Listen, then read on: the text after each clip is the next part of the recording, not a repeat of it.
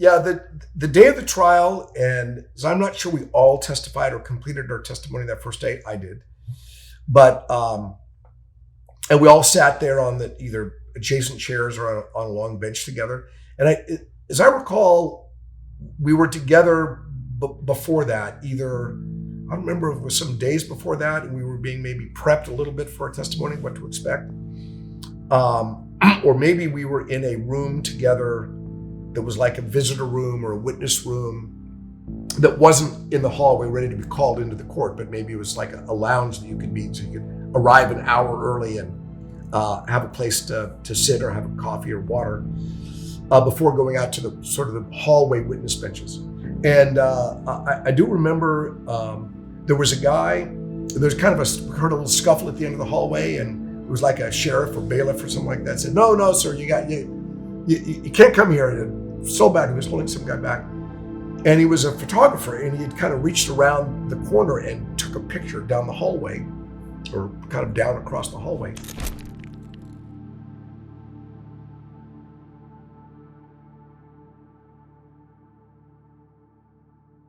So when I went into court, the direct was Vince Bugliosi, who was the DA, and then and that went pretty straightforward, and pretty matter of fact. There was just some points he wanted to make about no cables were cut at that time, and cables were cut later, and what time to arrive and leave, and it was a pretty straightforward statement of fact. Didn't take much time at all. And then the cross-examination was this well-known obstructionist attorney, Irving Kanarick. And it seemed like you couldn't say one sentence without him sort of parsing it apart. Like, so you said that Jay Sebring acted normal in your interface. Like, what do you mean by normal? And I said, well, he didn't seem excited. He didn't seem nervous. He didn't seem twitching. He didn't seem stuttering. He didn't, it completely, without comment, uneventful. And so he had to tear every sentence apart. And he was, well, then what you're saying that he only appeared normal as far as you saw.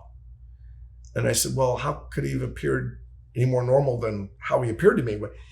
Obviously, it was a little bit kind of frustrating, and maybe I came across as being a little bit insolent. Because you're sitting there on a witness stand, not that far away, maybe 20 feet away, is Charles Manson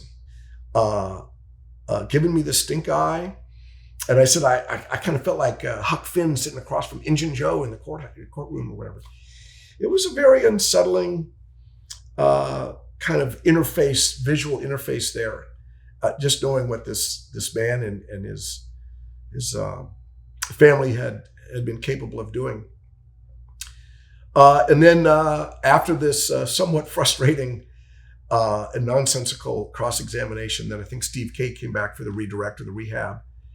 Pretty straightforward, just reiterate the facts, clean them up, and I was dismissed. And so I remember it was sort of the end of the day, and they'd sent me some money to pay for my parking, like 50 cents or something like that to park. So I had to park a few blocks away. I had a little 1968 Volkswagen Bug Beetle. And so now I'm walking from the courthouse to where I had parked that morning. And as I'm stopped waiting for a light to change to cross the street, I noticed that there's a box of newspapers. And that was very common. Many, many intersections would have a box. And you would put your nickel or dime in or whatever it was for the evening edition, the afternoon edition of the LA Times. You put your money in, you open up the box. You're supposed to take out one newspaper. I guess if I'd thought about it, I could have grabbed 3 or 4. And so I grabbed the newspaper because I wanted to read the news. And there, front page above the fold, Los Angeles Times, is a picture of me. And it was, that picture is still around, me and the other witnesses. And as I'm looking at this newspaper and looking at myself, I hear this hissing sound. And I'm like looking around. I'm not sure where this is coming from. And then I look over, and across the street is about 8 or 9 members of the family wearing hippie clothing. But they were like looking at the LA Times, my picture in the LA Times, pointing across the street at me and giving me the evil stink eye and hissing at me.